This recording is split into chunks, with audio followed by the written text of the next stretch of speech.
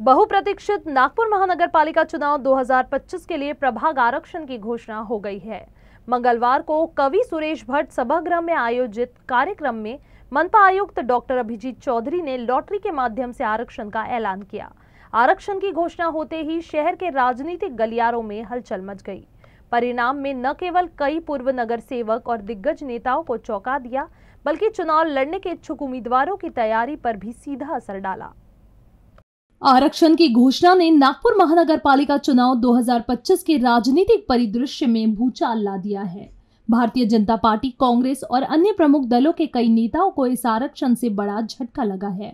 सबसे अधिक असर कांग्रेस के वरिष्ठ नेता और 4 बार के नगर सेवक प्रफुल्ल गुर्दे पर पड़ा, जिनकी सीट इस बार महिला उम्मीदवारों के लिए आरक्षित कर दी गई है।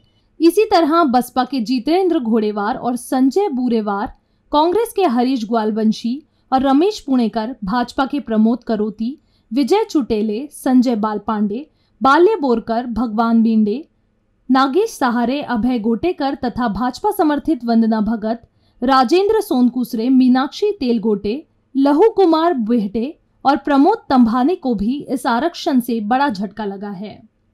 वहीं पूर्व महापौर नंदा जिचकर की सीट सुरक्षित रही।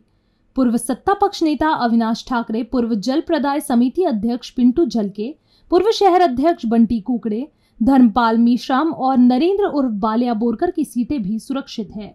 विधायक परिणय फुके की पत्नी परिणीता फुके, उद्धव गुट के नेता किशोर कुमेरिया और कांग्रेस के एनसीपी में शामिल पूर्व विरोधी पक्ष नेता तानाजी वनवे की सीटें भी सुरक्षित रही है। हालांकि भाजपा से कांग्रेस में शामिल हुए छोटू भोयर को झटका लगा है। आरक्षण के बाद कुछ उम्मीदवारों को अपनी चुनावी रणपट में बदलाव करना पड़ सकता है। रमेश पुणेकर को चुनाव लड़ने के लिए दूसरे वार्ड में स्थानांतरित होना पड़ सकता है, जबकि दीपराज पांडेकर और बालिया बोरकर को दुनीश्वर पेठे से चुनाव लड़ना पड़ सकता है। नागपुर महानगर पालिका के प्रभाग आरक्षण पर नागरिक अपनी आपत्तियां 24 नवंबर तक दर्ज करा सकते हैं। सभी प्राप्त आपत्तियों के मूल्यांकन के बाद ही अंतिम आरक्षण सूची जारी की जाएगी।